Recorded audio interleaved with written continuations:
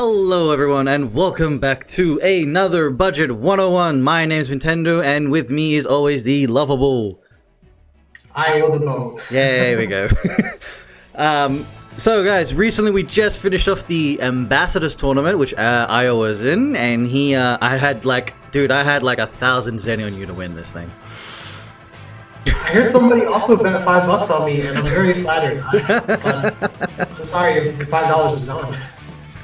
He's like, you came fourth in this tournament, so good on you, man. So it was well done. Lots and lots of awesome plays.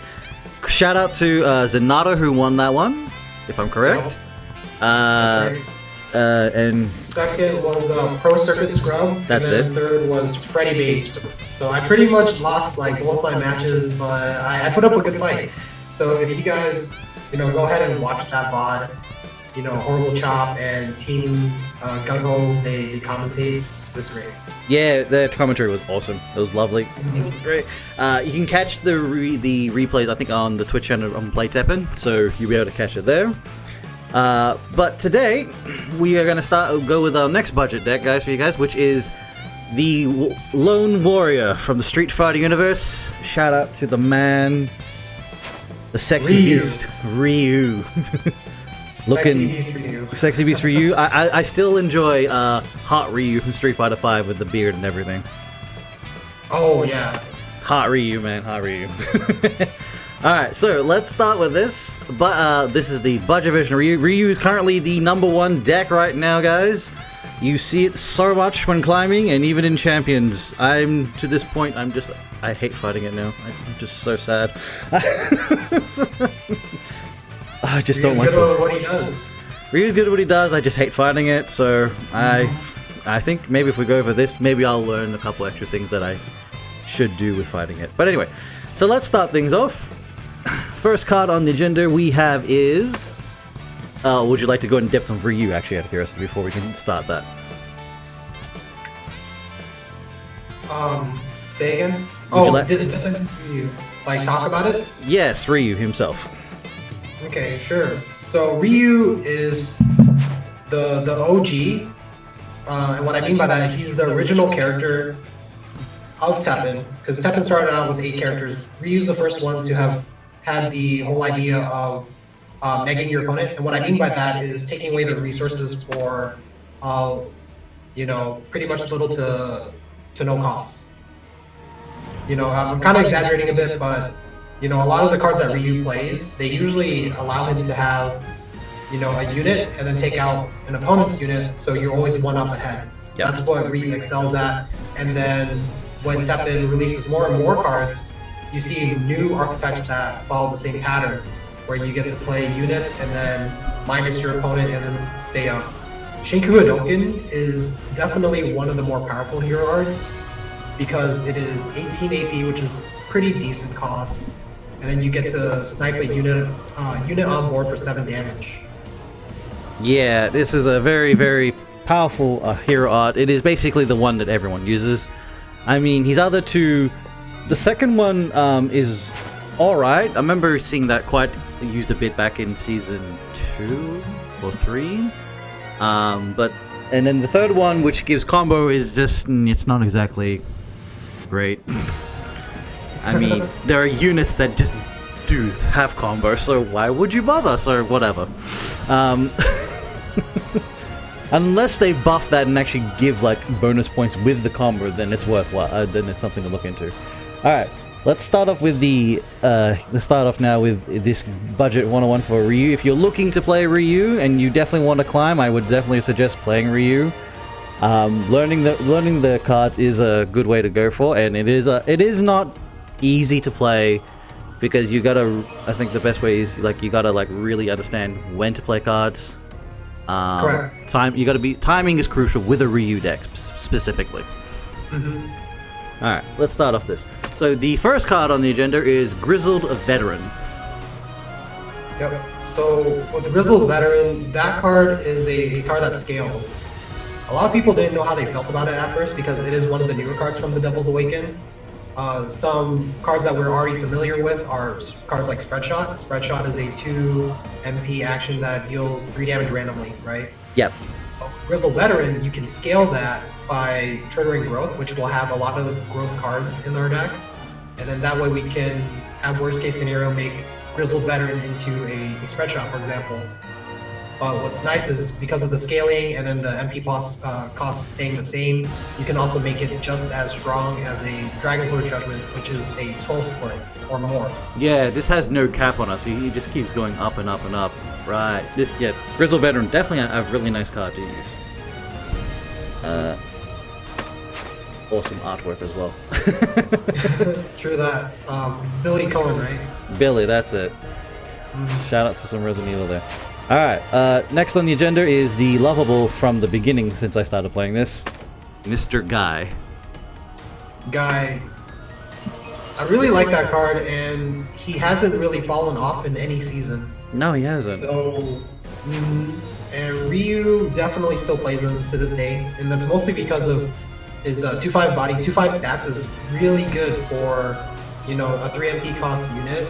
It can fight a lot of different units, challenging into the lanes, so you can clear out damage faster. Especially because Guy has Rush. Rush means that you get to have about 80% of your attack line, you know, coming through when you play the unit, so you don't have to wait all that time.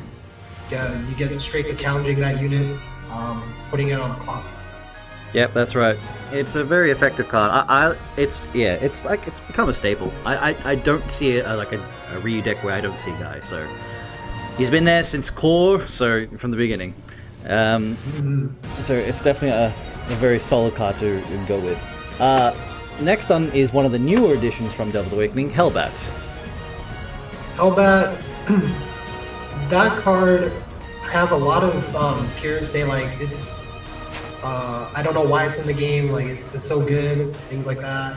I mean, it's a better version of Guile, to be truthfully honest. That's how I saw it. Yes, very true. It is definitely a better version of Guile's. Hellbat has been seeing a lot more play than Guile, and then even I played in my tournament deck.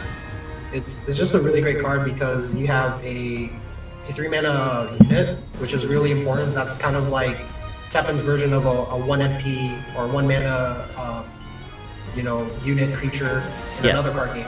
You know, something that can chump block or be a threat at the same time. What's nice about Hellbat is because you can get Detonate into your EX pocket. Sure, bring so that so up you get there. to set up more plays, yeah. So yeah, Detonation basically is just, it does 6 damage to any unit on the field, any enemy unit. You have to choose a selected, obviously, but it's just good. It's 3 cost for a card that costs 2. It's a nice destruction, and this is why this card is really effective in a Jill deck. True that. So I really do enjoy that card. Alright, next on the list we have Riots. Riot. So Riot, a lot of people in the beginning, because that's also Devil's Awakening, they didn't know how they feel about it, but we definitely had players playtesting it, and in my opinion, there's a lot of value in that card, especially if you're running Grizzled Veteran, because Grizzled Veteran scales off of growth. Riot, he grows off of 3, which is the minimum growth we have. I guess there is growth 2, but growth 3 is usually the lowest. Not a lot of units use growth 2. Not a lot. True. But he has 2 growth levels, so you can trigger him twice, which is nice. And we've definitely seen Riot being played in top decks, and that just kind of goes, you know, towards. I usually say that, you know, a lot of these great competitive deck archetypes, a lot of their core cards are commons and uncommons, and Riot would be a good example. Yeah.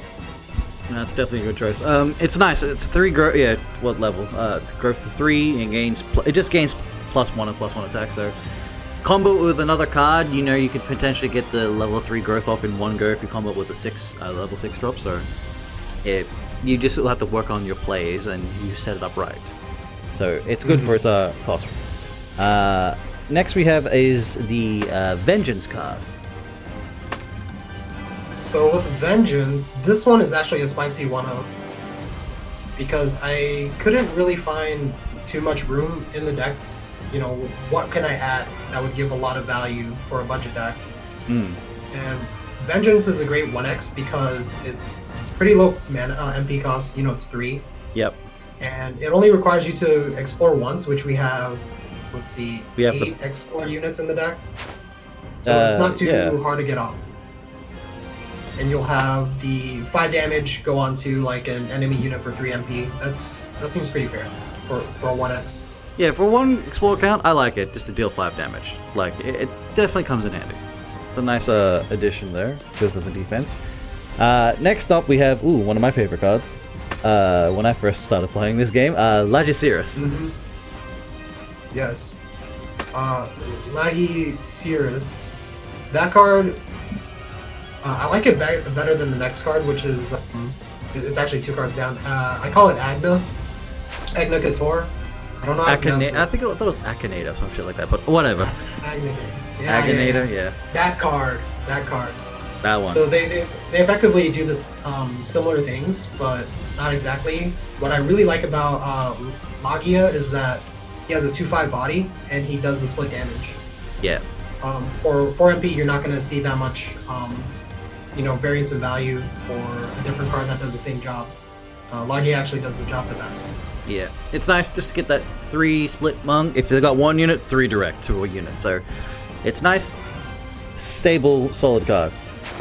Next up is Day of Nightmares, Carlos Oliveira. With Carlos right now, this card is definitely clutch. We saw a lot more play with Carlos, especially in Season 4, because we had the 4 mana purple. And 4 mana purple, while it had like the bounce and stuff like that, it also had splendid buffets.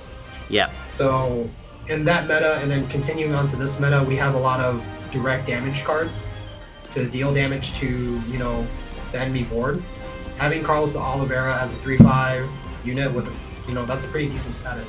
Yeah, it's nice. And he explores for a shield, and shields do come in handy. So it was a nice thing. It's definitely a nice thing to have whenever you need a shield for a unit, or for him if you want to keep him on the board. True that. All right, now here's a card. Okay, so let's pronounce this right. It is Aganekta.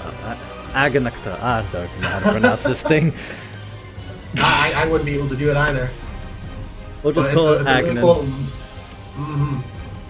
This is a cool Monster Hunter card. So this one, it does function differently than Machia. Machia can split, but Agna keeps all the 3 damage together on 1 random enemy unit. Yeah. So it doesn't matter where you play him on the field, he'll just hit 3 on any unit, which is nice. So yeah, pretty much the same thing as Lagi, but yeah, it's just specifically targeting 1 unit. Alright. We have up there is the Thunder Slime. I remember there was a big debate on Thunder Slime, and I think it was Rashid, you guys were on about it, which cards actually put in. Yes, I remember that day. With Thunder Slimer, definitely one of the better cards that came out for Ryu from Devil's Awaken, because it's effectively the same thing as we just talked about, Agna, Couture. Yep. Agna. It's effectively the same because they both, when their abilities trigger, they deal 3 damage randomly to the same target. And the best thing about Thunder Slimer is that it has 1 more health, and that was one of the things that Ryu players didn't really like about Agna, was that they had 3 health, which is pretty fragile. Yeah, he's 3/3 for 3. Thunder Slimer is 4/3, and he has 4 body, which is nice. So yeah, you basically I would say you would combo Thunder Slimer with Agan. So Thunder Slimer Agan. So that's a 6 damage straight away, because his actual level is only 2. I mean, yeah, it's only a 1. He's only a 1 level. But the growth is 3, so that's a very strong combo there. It could be 6 to 1 card, or it could be just 3 to 2 different cards. So it's a nice little combo there. Next up, we have one of my favorite characters from Street Fighter V is Rashid. Yes, so Rashid, I did not know how I felt about it early, but it is definitely one of the star cards from the new set, especially for Ryu. I think I felt the same way too. I wasn't sure on him when I was looking at the deck, and I was just like, I was biased because I like Rashid for Rashid reasons. I was biased on that, but then when I looked at the ability, I wasn't sure. But then I think when I was actually just playtesting and mucking around with Ryu, before I wasn't completely over it, I did like it because the combo was working well along with his attack. Oh yeah. Yep.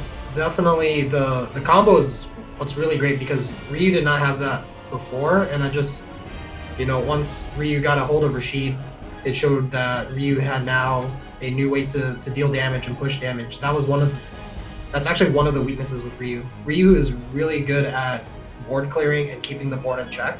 Yeah. But he doesn't exactly have a whole lot of, you know, strong threats that he can push. He mostly relies on chip damage. Yeah. But with Rashid, you're doing more damage.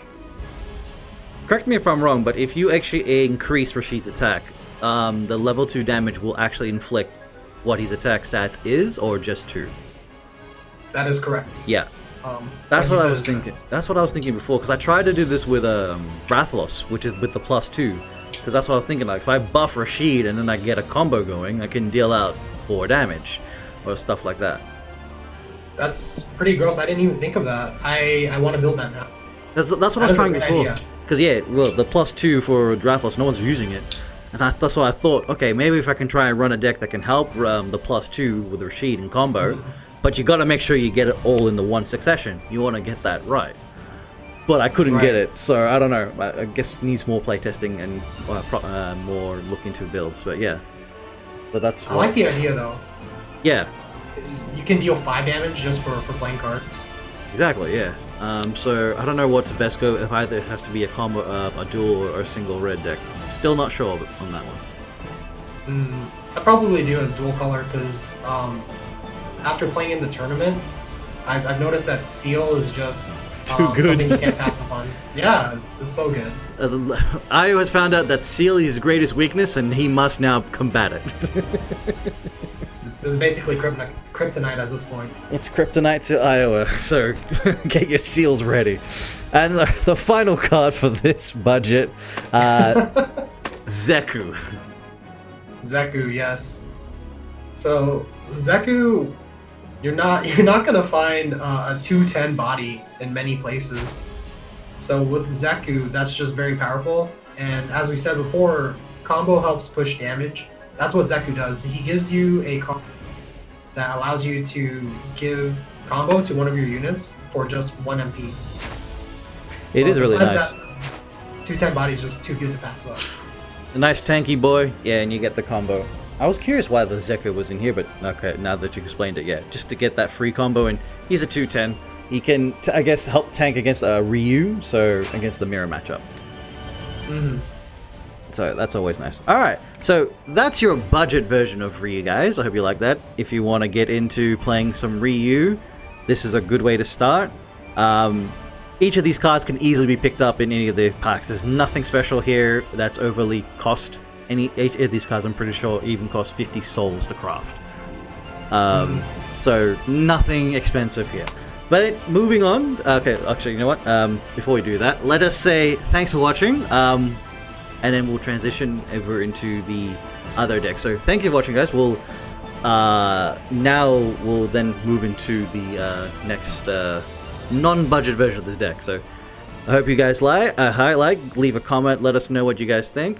Thank you for watching. We'll see you guys in the next video. Take care. Bye bye.